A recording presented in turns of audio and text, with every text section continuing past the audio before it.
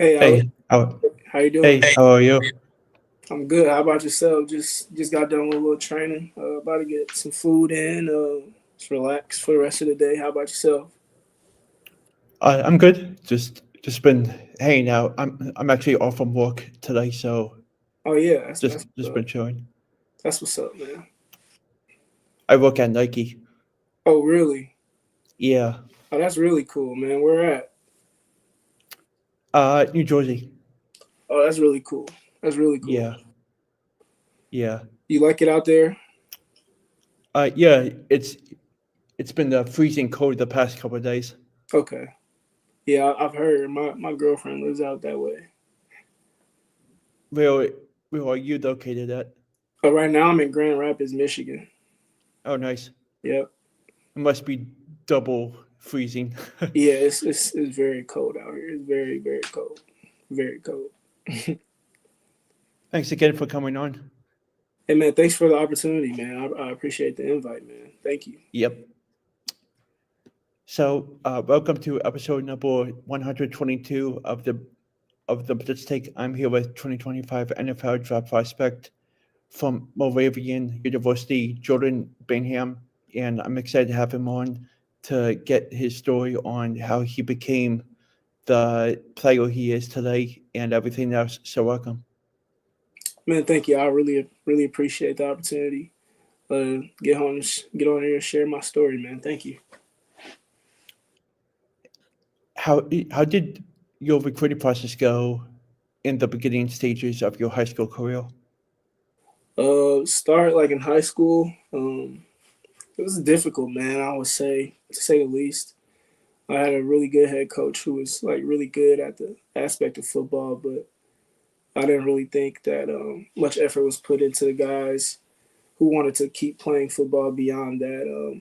I feel like it was a little difficult looking past that, but some schools came to my school. I went to North Central High School in Indianapolis, Indiana, and a couple schools came through like Dayton, Malone University sent me a letter, a couple D2s, and I eventually got an offer from Valpo, and they came to school to see me, and I talked to the coach, and that was a pretty cool experience at a young age, being pulled out of class, and I just think that that opportunity kind of let me see like that I could be something in football, like that kind of gave myself a little bit more confidence. Like after having a good senior year season in high school, but the recruiting process was a little difficult. Like looking past every other offer that wasn't Division 1, like that was I feel like that was a big thing in my head, but I didn't really understand it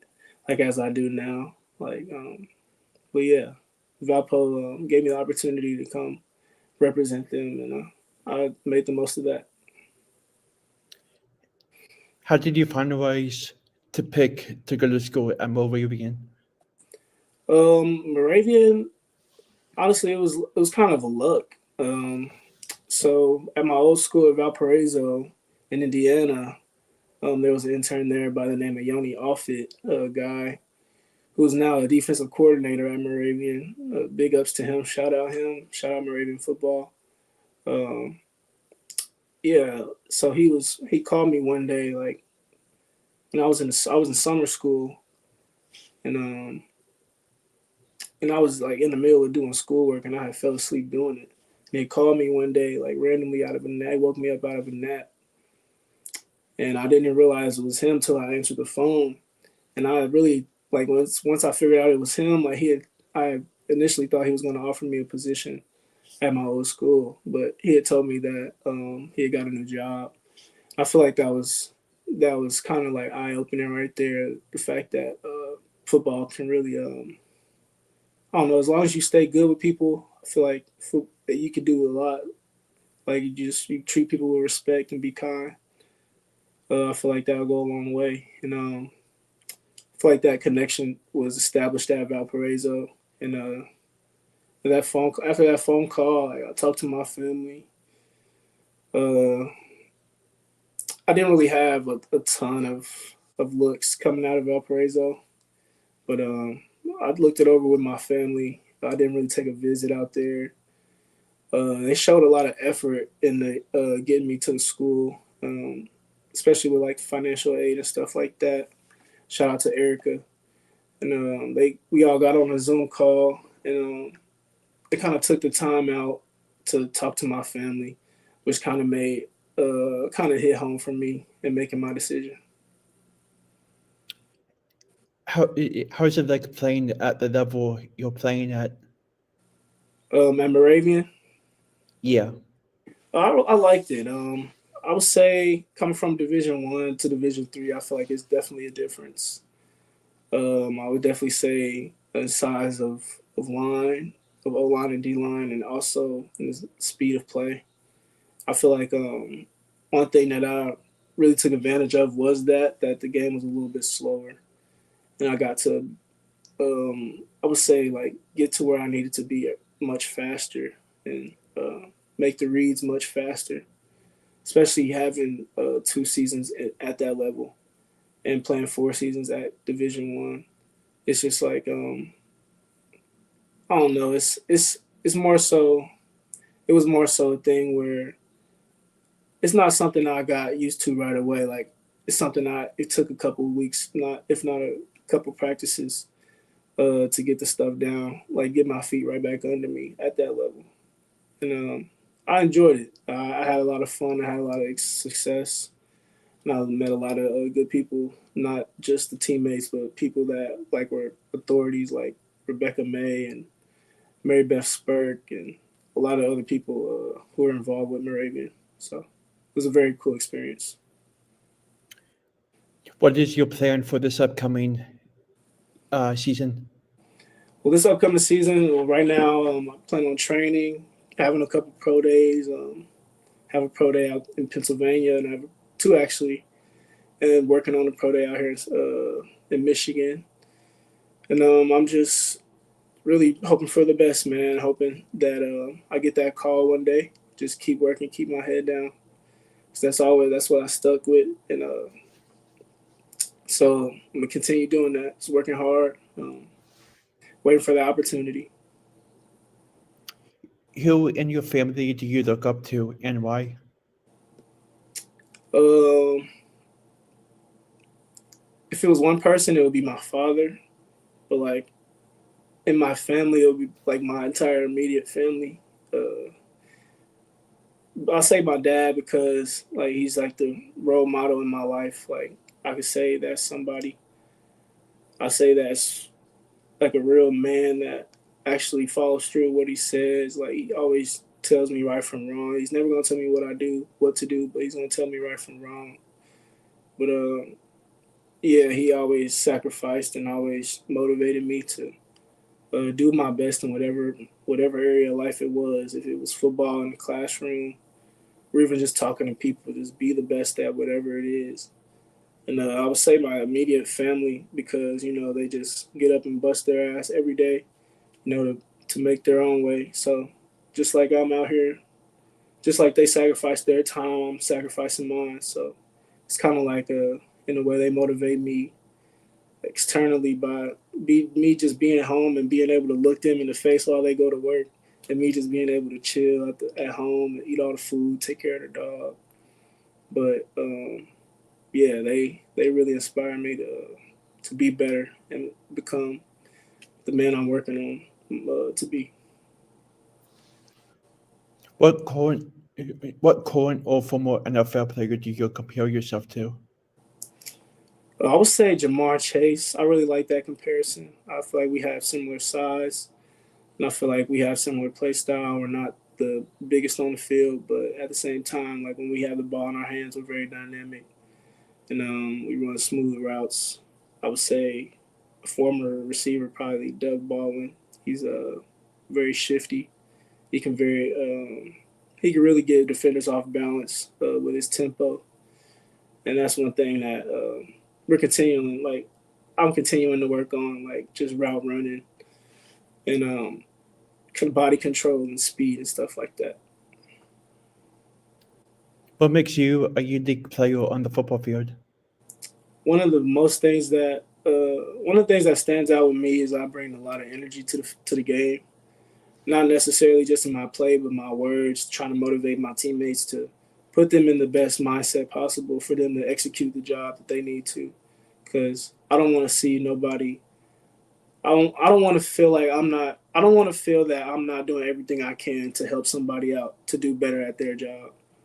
But while also doing my job. And one thing I feel like is very important to being that person is also being a leader on the team. I feel like my leadership skills, like as far as communication and trustworthiness, um, as far as like converting on third down, I feel like it kind of goes hand in hand. With things off the field and on the field, I think that my reliability shows. Like within the 2 seasons, I had nearly 75 receptions in both seasons, and that's most of them were like converting third downs to first downs or fourth downs to touchdowns or fourth downs to first downs. And another thing that makes me real reliable or really value different, and I would say set me apart from the different receivers is like I'm not the fastest, but I can cook you. Like I feel like one thing uh, is that game speed is one thing and like straight line speed is different. And I'm a firm believer of that because you're not just running a straight line when you get the ball. But I feel like one thing for me is like when I move side to side, it's really hard to stop me because you don't know which way I'm gonna go, and I'm moving at very fast speed. So I just think that really sets me apart from other players, my athletic ability. So I used to play a lot of sports when I was younger. What has been your favorite football So my memory? Yeah. What has been your favorite memory playing at Moravian? oh wow, that's the second time somebody asked me that question. My favorite memory, probably winning the Chesapeake Bowl for sure with the team in Virginia. It was one of the best experiences I've ever had in football in general. Like being a grown man, being able to compete with other grown men, uh, just for one goal, just to win. Even though we fell short of the playoffs throughout the season, like I feel like that was one thing to look forward to. Closing out my last season at that school, and I really, it was really dear to my heart winning that trophy. Like it was really fun. Like winning like taking a picture in the t-shirts and taking a picture with the trophy. Like talking to people after the game, man, just reliving those moments. The small moments really matter to me. But yeah, definitely that last game in Virginia. How many hours a day do you take the time to watch film? Uh, on a real note, I'd probably say an hour a day. I would take time to watch somebody who's better than me, and then I'll probably take 30 minutes watching myself. Like if not game film, the old practice film from Moravian or old practice footage from Valpo. I feel like it's a vital piece of like excel in your game because if you can't see yourself doing the things that pros are doing, then I feel like there's no purpose of if you're not honing your skills, then there's no purpose of trying to attain that such level of play. What do you like to do in your free time? I really like the game, man. I like to game. I like to meditate. I feel like that's one thing that I really value. I like to journal. I like to spend time with my family when I can because being a football player, you're never really home. Um, I really like spending time with my dog, Mocha. Uh, really just like meeting new people as well. I feel like I get along with people really well and I can hold a conversation. And I've always been a social butterfly, so that's what my mom calls me, or teachers as well. So it's just like I've carried that with me throughout my whole life. If you could have sorry, if you could hang out with any current NFL player, who would it be?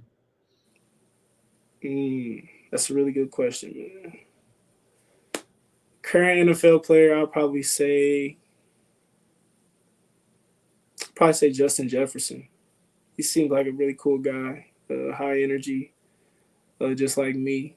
I just think that uh, I feel like I would ask him a lot of questions, just like about football, about his life, and just have those. I'm a real like I like to get into the nitty gritty, like talking to people, like why I like understanding why you are the way you are.